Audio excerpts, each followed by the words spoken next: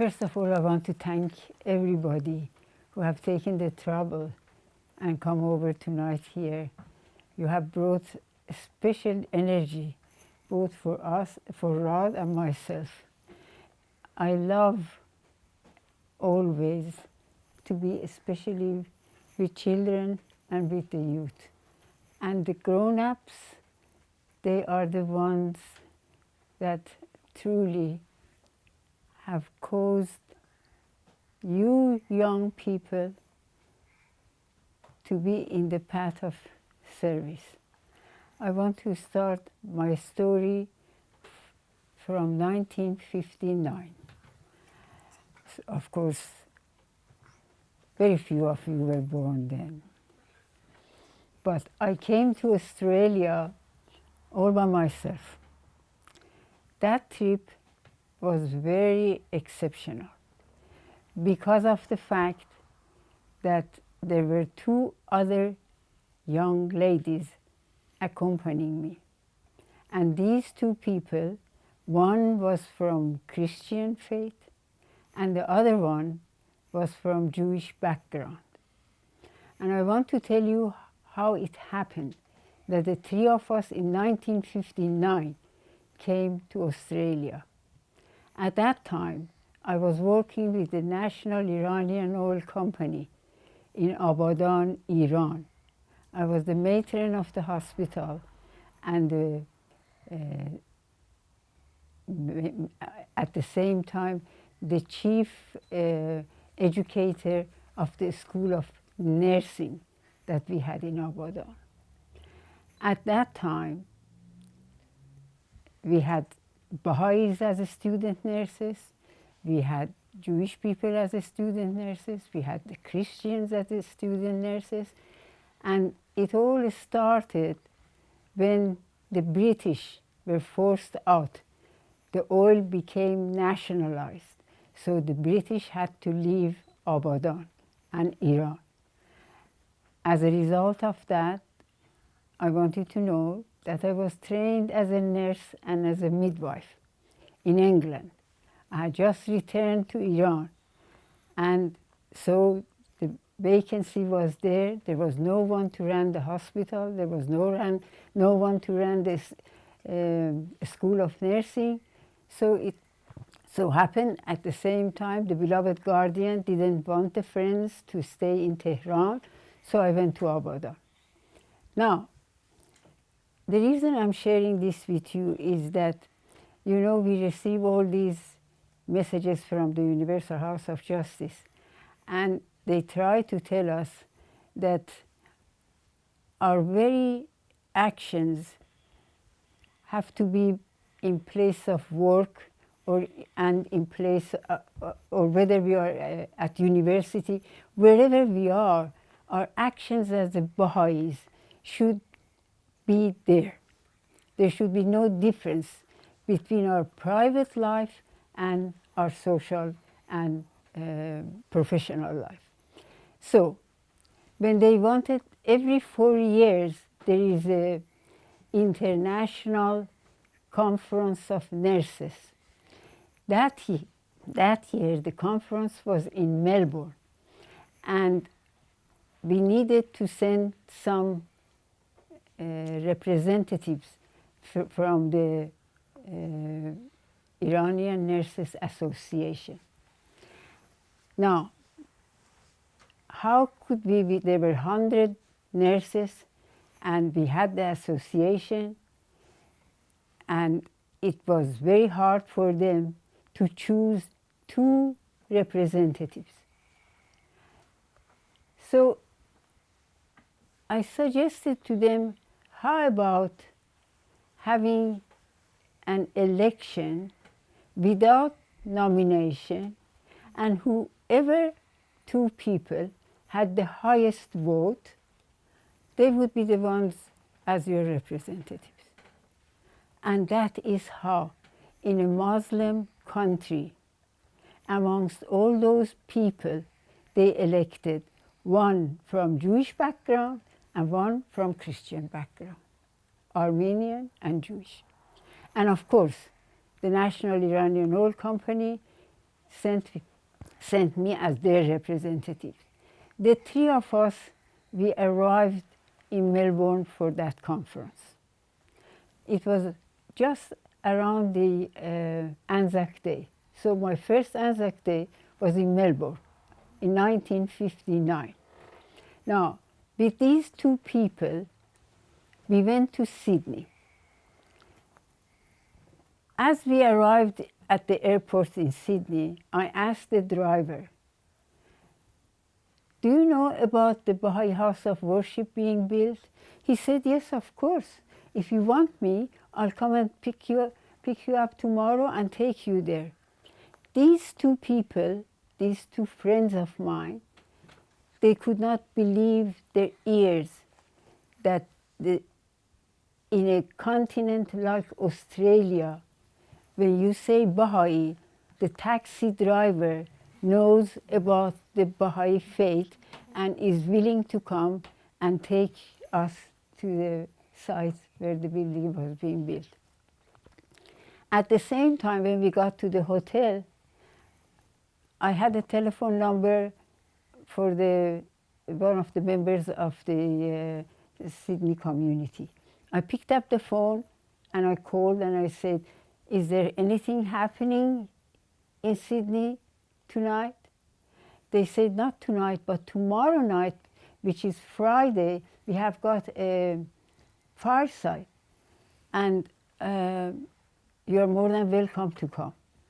Of course, previous to that, National Assembly of Iran had sent an introductory letter to the National Spiritual Assembly, so they were aware of the fact that I was going there. And these people said, "You just made a phone call and you have received invitation." They said, "If I call the church here and say I'm Armenian," they say, "So what?" And then the other one said, "If I call the synagogue and say I'm a Jewish," they say, "So what?" So the next night, they said, we want to come with you. The three of us went to the center in Sydney. And guess what? This was the first time that I met Dr. Peter Khan. That weekend there, the National Assembly had their meeting. And you know, I was just talking to you about Mr. John Walker. Okay, the Walker family, which would be cousins of John, uncles of John, they were members of the National Assembly at that time. And it was Jessie Walker that she undertook to take us to go and see a little bit of the city and so forth. But the night that we arrived at this fireside, there was Mr. Blum from Solomon Island. He had come for a visit.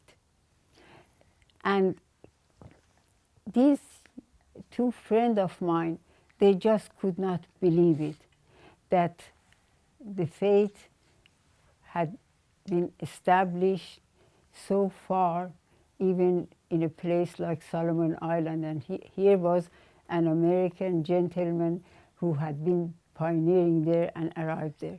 So this is how really the story of my arrival in Australia started. But then in 1981, Rod and I decided that we should go pioneering. And at that time, it was so nicely organized that we arrived in Gladstone, Queensland. We hadn't chosen that. I was telling Nathan John yesterday that it was all the work of Baha'u'llah. As we decided to go pioneering, the doors opened, and instead of us trying to find a job, Rod got a transfer from the construction company that he was working with, Bechtel company. So we were actually sent to Gladstone with all the facilities that you could possibly imagine. Now, in Gladstone, there was no Baha'is. There was Rod, our little daughter, 8 years old, and myself. Now, what do you feel when there are no Baha'is in a place? You feel closer to Baha'u'llah, because there is no one else to rely upon. And Baha'u'llah is always steps ahead of you. The miracles that we really experienced there, I don't want to take up your time. But one of the things that you miss is the Baha'i community, okay? Now, our daughter was used to going to the Sunday school.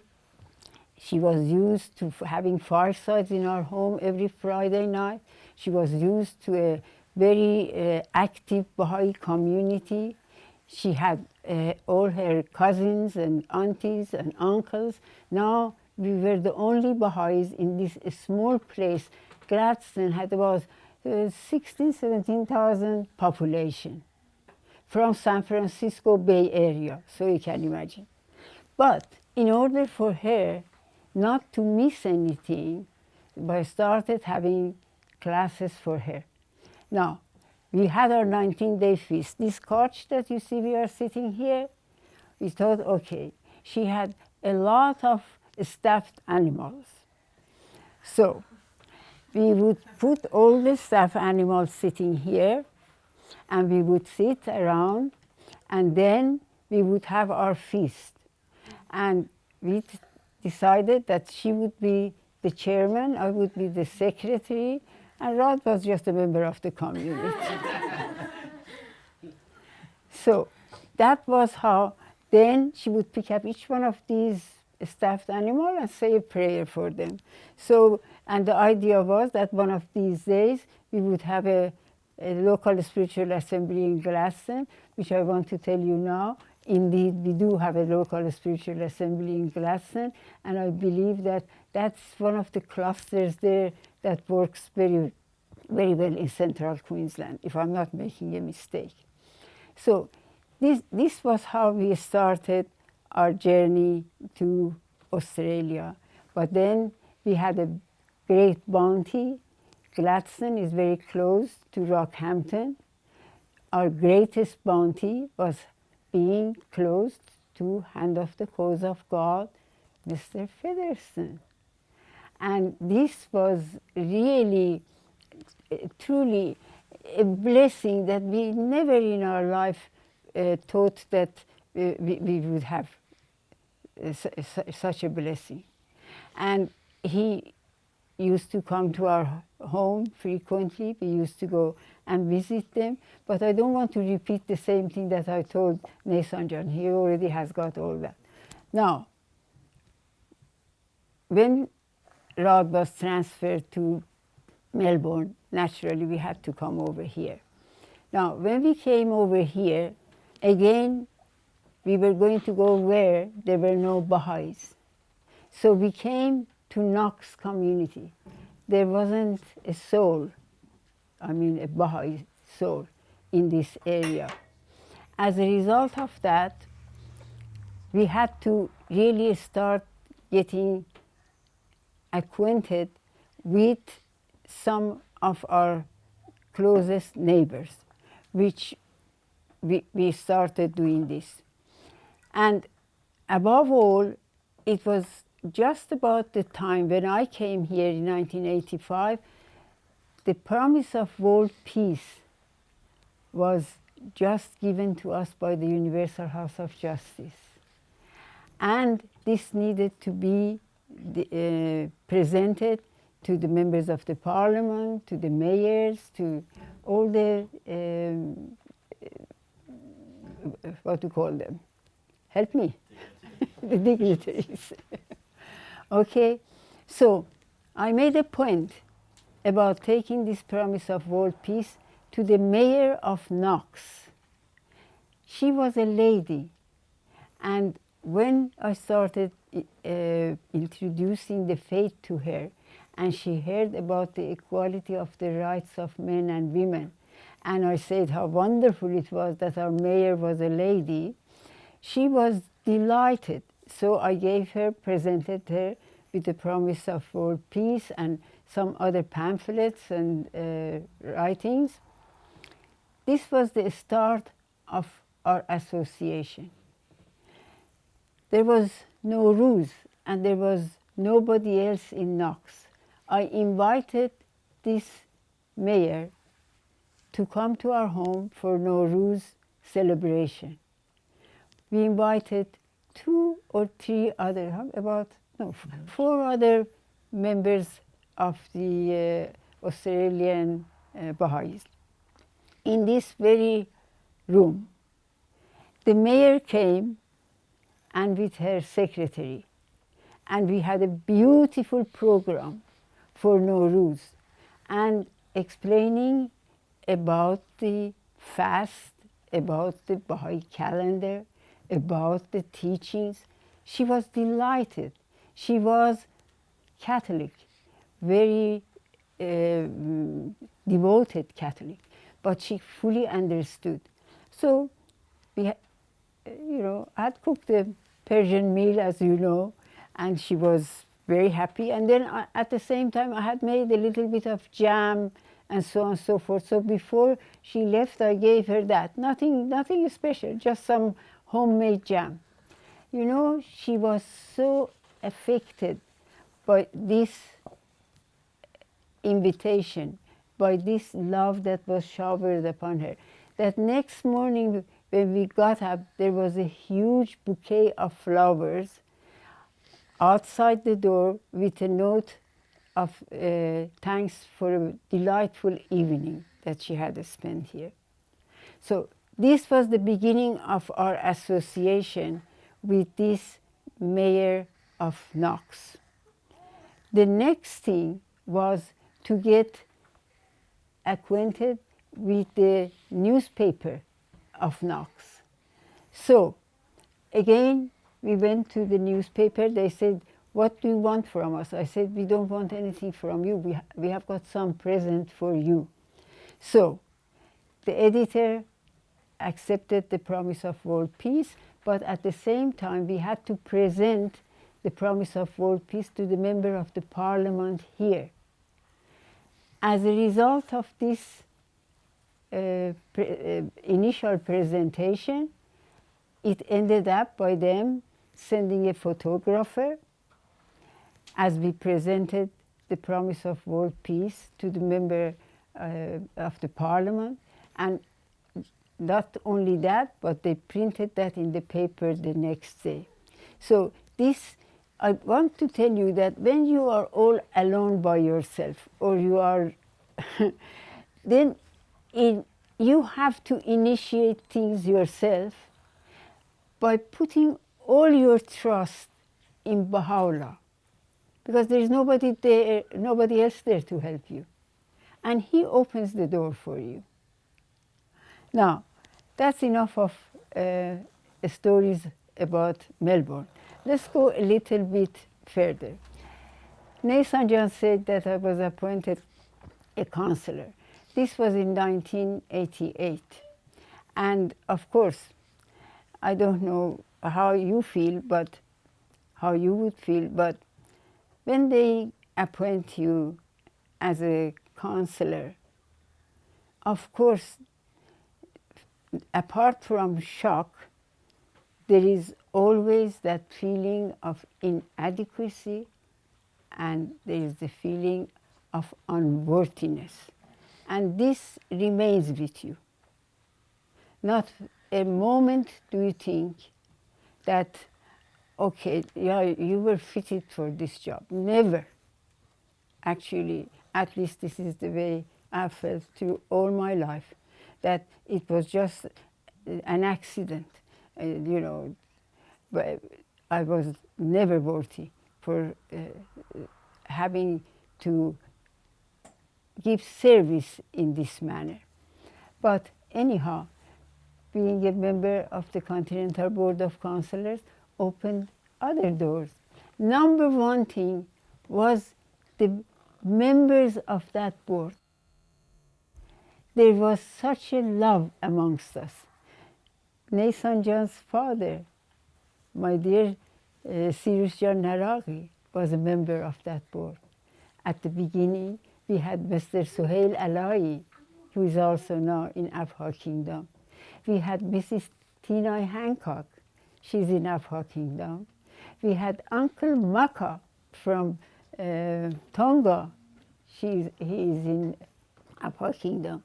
And these people, and we had Betra Majmeto from Marshall Islands. And these people, really and truly, we were just like a family. And as a result of that, we functioned very well. We had the Ocean of Light campaign at one time. And that story in itself, but somebody should really write about that. Because our beloved Amatul Bahar Ruhi Khanum was actually supporting that Ocean of Light campaign. And so amongst one of the things that, opportunities that I had was, for a long time, New Caledonia was responsible for the two islands of Wallis and Futuna. Now this is just a picture of the place. Wallis and Futuna are two tiny islands, and they are between Fiji, Tuvalu, Tonga, Samoa, and how do you pronounce it? Takalu? So, something like that. Am I saying it right? Thank you. So, these are territories, French territories. The whole population there is about 12,500. But in these two islands, they have 3 kings. And again, this is going back to 1993. That's right, 1993. And they had not received the message of the Baha'u'llah, but preparing to go and visit with 3 kings, there was a need to get permission from the French authorities, which they were extremely difficult. It took New Caledonia NSA for a whole year to be able to actually receive their permission for us to go to Wallis and Futuna. Now, who is going to go to Wallis and Futuna? Thank you.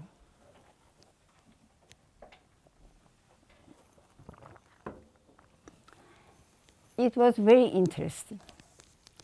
We had one member from New Caledonia who was originally, she was Wallisian, but she had been living with her husband in New Caledonia, so she was an auxiliary board member. And we had a wonderful young lady also from Tonga, and she was the member of the NSA. So, and I was the third person. 3 women were sent from New Caledonia to Wallis and Futuna to meet with 3 kings. And I want you to know, there was nothing in Wallis. There was a place supposedly with the name of a hotel, but it was a, how shall I explain it? All right.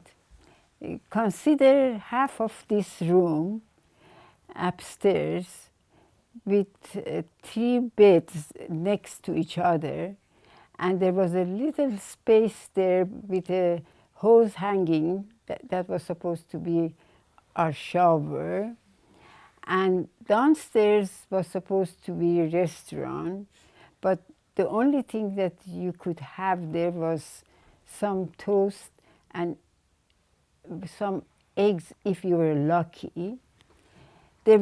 We arrived there, and there is no taxis, there is no buses, there is nothing.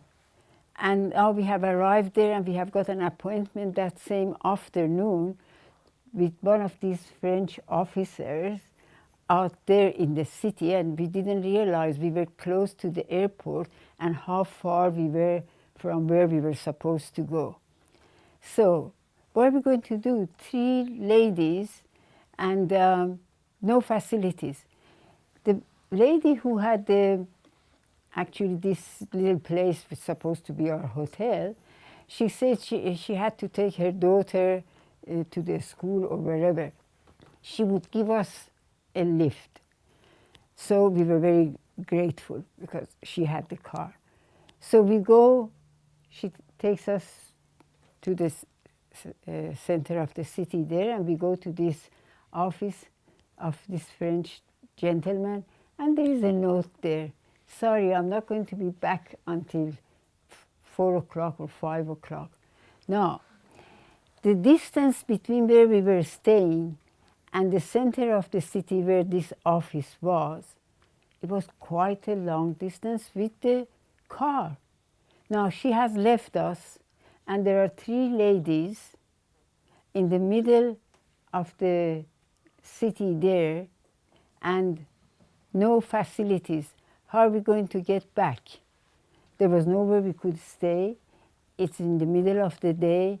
The heat of these islands, those of you who have been in the Pacific Islands, you know what it's like.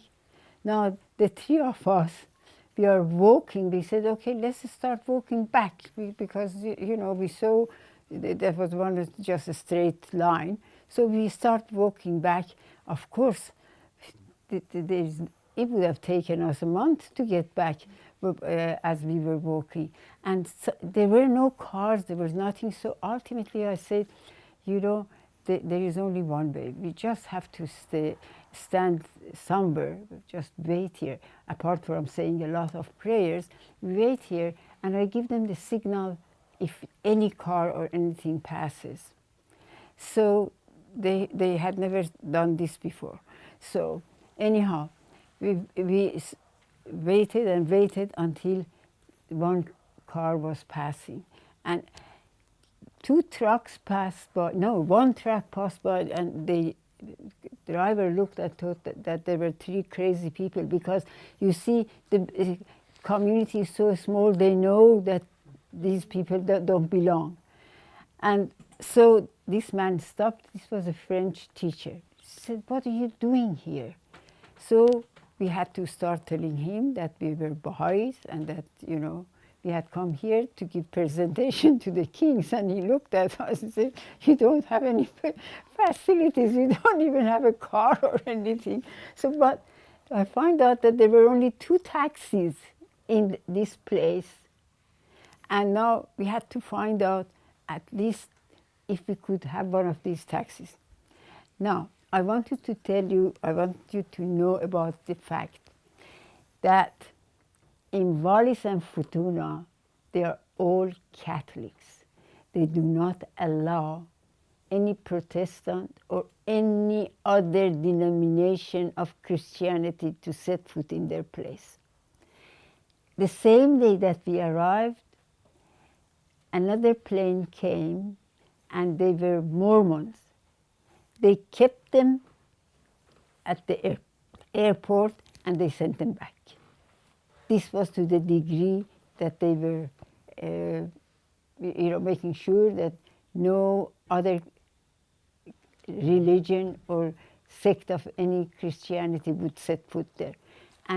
But we got the permission. So to cut the story short, ultimately we find the one taxi that was available. So not a taxi, a car, rental car, not a taxi. This rental car, and we were able to make appointment to go and see the King of Wallis. As we arrived there, we were told that the king was sick. So we need to say prayers for him.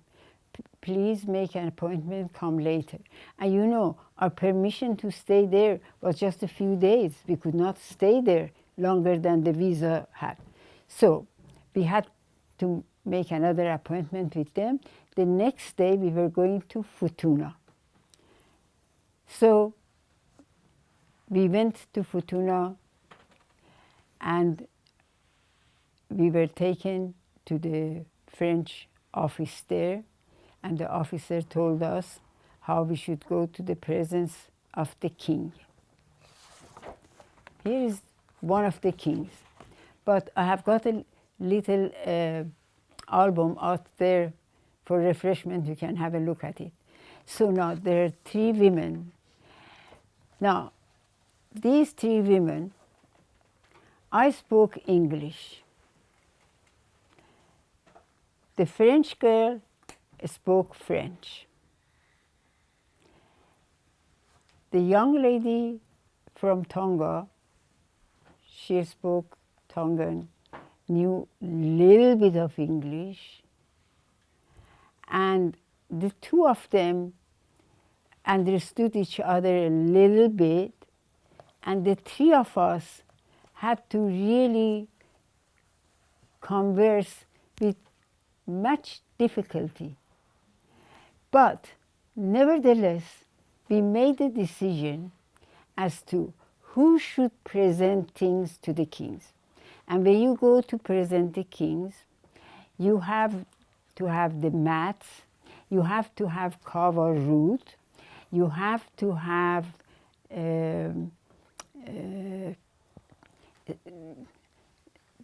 what else do they have? Those 2 things are the most important thing. And of course, then I always used to take them chocolates, because this was something that they hardly ever had access to. And then, of course, we had all our literature and the promise of the world peace, and we had to present them in a very formal manner. So when we arrived in the office of this king, they were all men sitting, and these are all really, not the elders, but they are all so frightening. And the king was sitting there, and 2 people on each side of him, and here are 3 women. We were shaking in our boots, but we arrived, and this is a small room, and we were sitting there, and of course, in the presence of the king, you should never talk.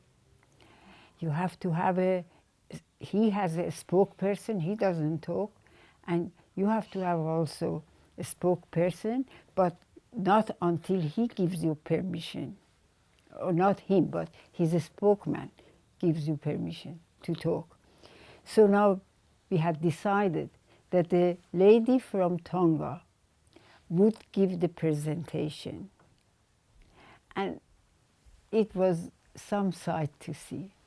She went on her knees, and in Tongan, she made a presentation. You have to realize that both these countries spoke Samoan and Tongan, because originally it was part of Tonga, expanded Tonga. But anyhow, so when she gave her presentation, and it was absolute silence, and you are scared. And I was really scared. I didn't know what this king is going to do, because he was sitting there very sober and looking, I thought, you're angry. When the presentation was finished, he said, okay, one of the members there translated that. And you should have seen the king's face, because they all spoke French, okay? That's their national tongue, okay? So after that, we asked if we could take pictures with him. He said, yes. So now I've got a picture with the king of Tonga. This is the #1 king. And you know what, after the presentation?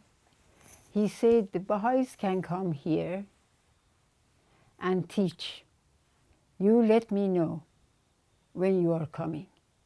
because with the presentation that it was giving the teachings of Baha'u'llah.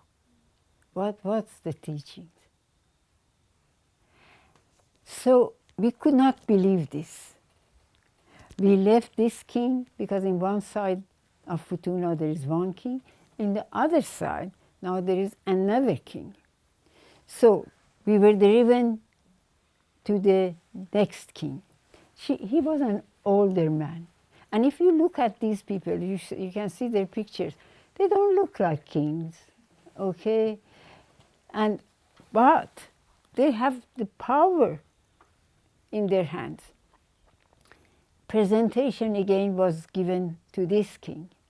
And he was really delighted. And he said the same thing. Anytime the Baha'is want to come, just you let us know. And then he said, I'm mad with you. Why aren't you staying so that I could show my hospitality to you? But we needed to go back the same day. Now, I wanted you to know that during these 4 or 5 days that we were in Wallis and Futuna, we lived only on bread, a little bit of ham, and a little bit of peanut butter that I had taken from here, because everything was so expensive. And first of all, there were no restaurants to go and buy things. So we were able to just go buy some bread, French bread, and this was our meals, okay, during all this time. And when we finished with the second king, because it wasn't this easy, I have cut it short how much troubles we had. We went with some bread and some Coca-Cola or whatever it was that they had at that time. We went by the beach and we were all dancing because of the fact that how many obstacles had been there, but Baha'u'llah removed them. And we were able to do, because this was on behalf of the Universal House of Justice. We could not fail the Universal House of Justice. So, as a result, we returned back to Wallis, and then we were able to go to the presence of the King of Wallis. And again, with how much hospitality he received us, and we made our presentation there. And when we returned to New Caledonia, they couldn't believe that this had taken place. Now, the reason I've told you this story is this. Everything was successful. We had an invitation. The youth there were dying to get the message. They were fed up with their condition, and they wanted something new. But then what happened? Nobody followed it. Nobody followed it. Opportunity was missed. Now, when the Universal House of Justice have given us these plans, it is so that opportunities like this will not get missed, because it won't return again. And the reason we were successful, we were 3 women, and they didn't feel threatened. I'm sure if there were 3 men, they wouldn't have received this much of a reception, really. So this was the story, and as I told you, here is one of the kings there. You want to take it round? Okay. Now, ladies and gentlemen, from here, where shall we go? I want to now to go to something very different, something very, very different. You know, you all know Indonesia, because a lot of people from Australia keep on going to Bali Islands. And you have heard a lot about Indonesia. You do also know that Indonesia also had, for many years, for almost about 30 years, the faith was banned in Indonesia. They had National Assembly and everything, and the faith was banned. But as a result of many, many years of not negotiation, but real wisdom that was used by the Universal House of Justice and the members of the community of Indonesia, the auxiliary board members, and the friends, ultimately they gave permission. We were allowed to hold their first national convention after 30 years.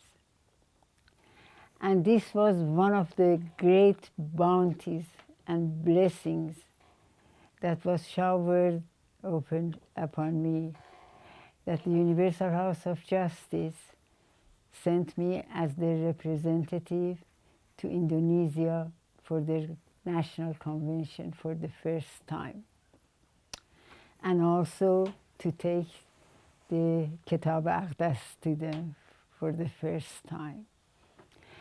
You know, friends, truly, these Indonesian believers are just like early believers of Iran. They had suffered greatly. They used to burn their homes.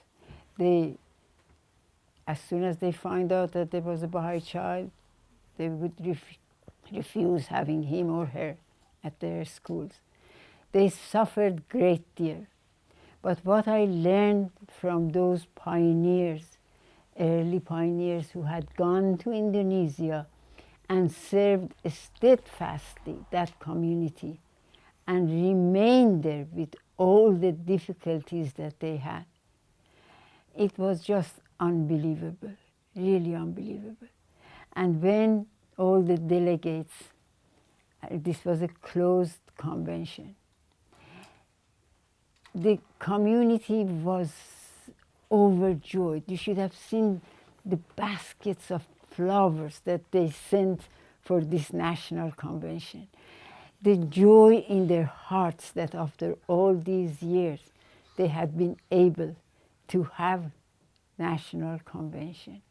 You know, unless we are deprived of something, we don't know the worth of it, you know. So it was fantastic to be in that national convention and amongst the friends there, the Indonesian friends, with how much sacrifice they had served the cause, but they had remained steadfast in the cause.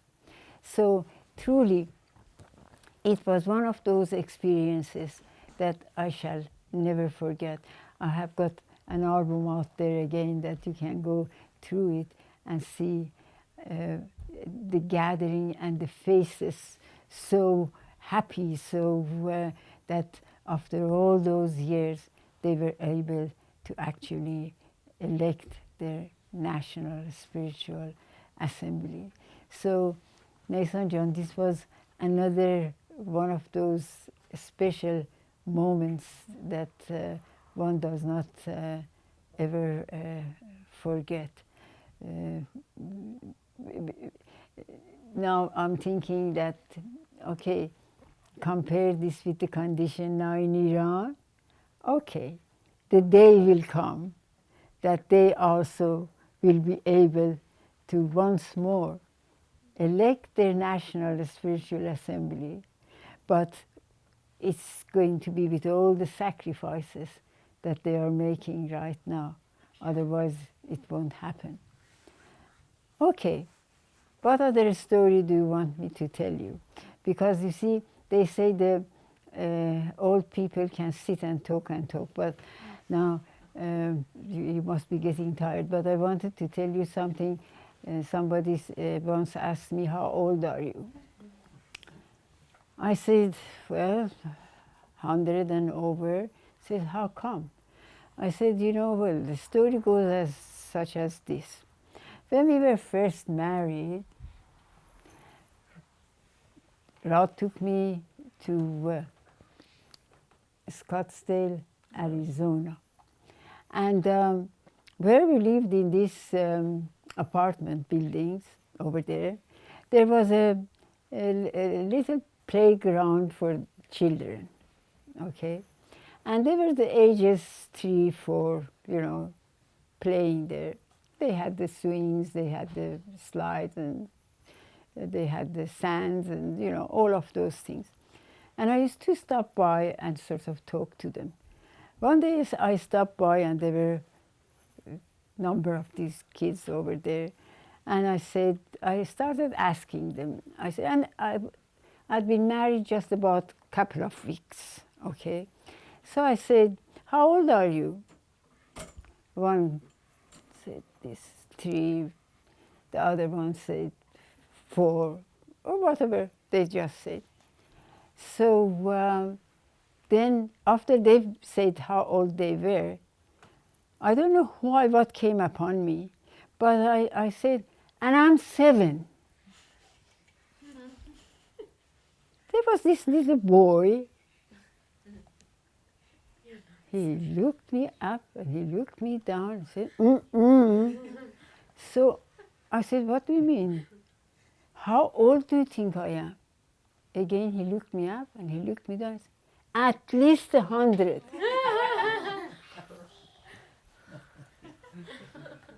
So now anybody asks me how old you are, I say 50 years ago, I was told at least 100. So you know the rest of it now. Okay, now some experiences from the World Center. You know, once more, serving at the International Teaching Center, the experiences that you gain there is something that you will never, ever forget. Number one thing, again, is the love and the unity amongst the members. When that is present, success is with you. Really and truly, we were all just like one family. This was the way it was. And the other thing about, you know, when you are functioning in a committee or any of the institutions of the cause, you always have to think what's best for the cause. You don't think what's good for me, what's best for the cause.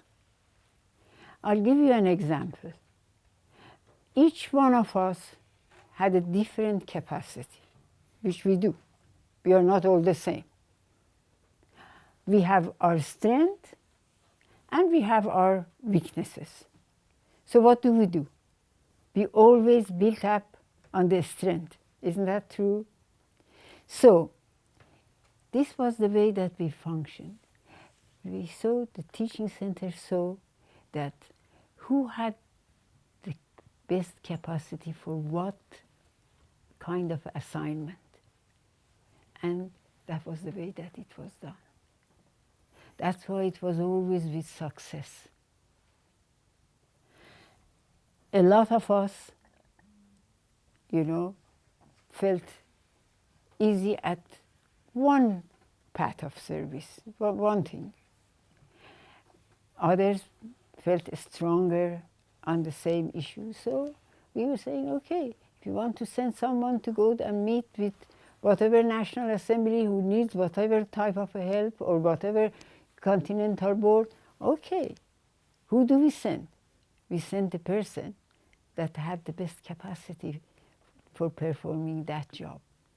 So you forget about yourself. You think collectively, and you think what is best for the cause. And we were under the shadow of the Universal House of Justice. A lot of you have served at the World Center, okay? You know that when you go to the dining room, All the members of the Universal House of Justice are there. They will sit with you. You talk to them. And you're very close to them. Isn't that true? But when the teaching center members went to meet with the Universal House of Justice, that's a different story altogether. The majesty of that institution, as you sat next to the member of the Universal House of Justice, as you consulted with them, that's a different atmosphere. You know in whose presence you are. It's no longer, this is Dr. Peter Khan, this is Mr. Dunbar, this is, no more. This is the Universal House of Justice. And yet, this same institution would put you at your ease. You see, you have this feeling, but they would also put you at your ease so you'll be able to open your mouth and start sharing. And these are some of the feelings that one has, that it is just, you know, you feel the love, you feel the power, all at the same time. And so I always used to say, when we receive messages from the Universal House of Justice, these are love letters, because truly they love us. They love us to no extent. You know, it is unbelievable, but because when we went to their presence and we saw their concerns for the Baha'i community, for each member, they don't know you, but their love really is so much for each person. That is why I always thought, when they sent us messages, these are love letters that they are sending us. Because it is not just for the progress of the cause, it is for our own soul's progress.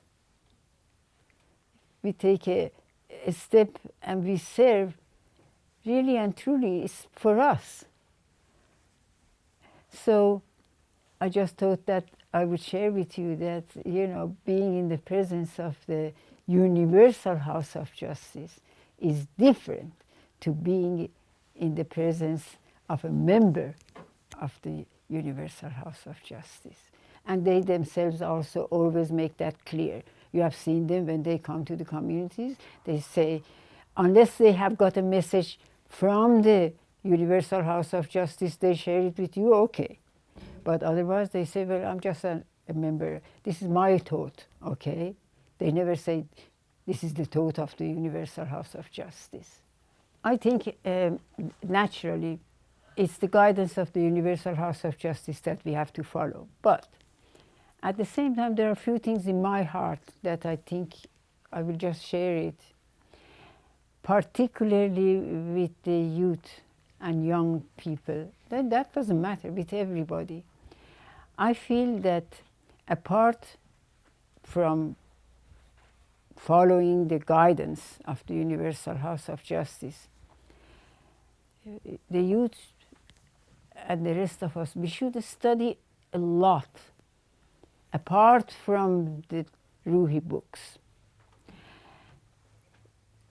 The teachings of Baha'u'llah, in all those written words of Baha'u'llah, we understand it much better when we study writings of the beloved guardian.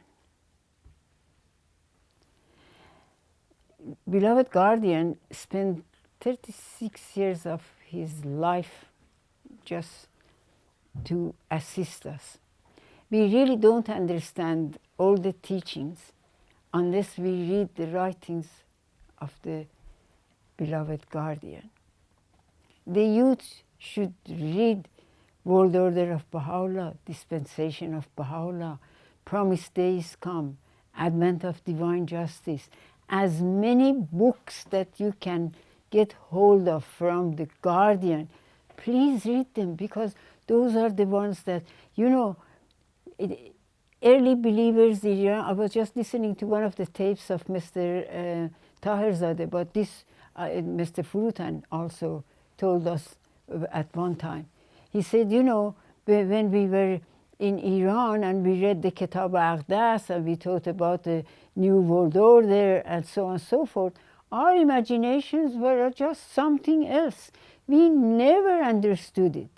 We did not understood the teachings of Baha'u'llah until the beloved guardian explained it. So this is very important. And also the Covenant of Baha'u'llah. This covenant is not just the book 8.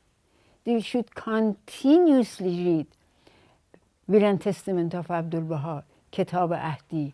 Read it and read it over and over again. Another thing, we need the scholars of the faith. We need the scholars that are humble. They are humble scholars who are ready, prepared to defend the cause. Who's going to defend the cause? As Baha'is, our work is cut out for us, truly. So I think, because, you know, when you come across with people, you know, you are talking about what are the current issues of the world right now. How do we respond to this? And another thing, I was talking to Nathan John, and he's talking about it too, is the question of encouragement. I'm going to say this, and you keep on saying it too, Nathan John. Because my uncle, hand of the cause, Mr. Samandari, who came to the presence of Baha'u'llah, Abdul Baha, Shoghi Effendi, and the Universal House of Justice, he said, if you read the writings of Baha'u'llah, all through his writings, apart from a few things that he mentions that, you know, we should avoid doing this or we should avoid doing that, the rest of it is encouragement. The rest of it is encouragement. So, whatever you do, whatever step you take, whatever you see your friends are taking, always be proud and always encourage. Actually, in one of the messages, the Universal House of Justice mentions this, that it's very important we be proud of the achievement of each other and appreciate it.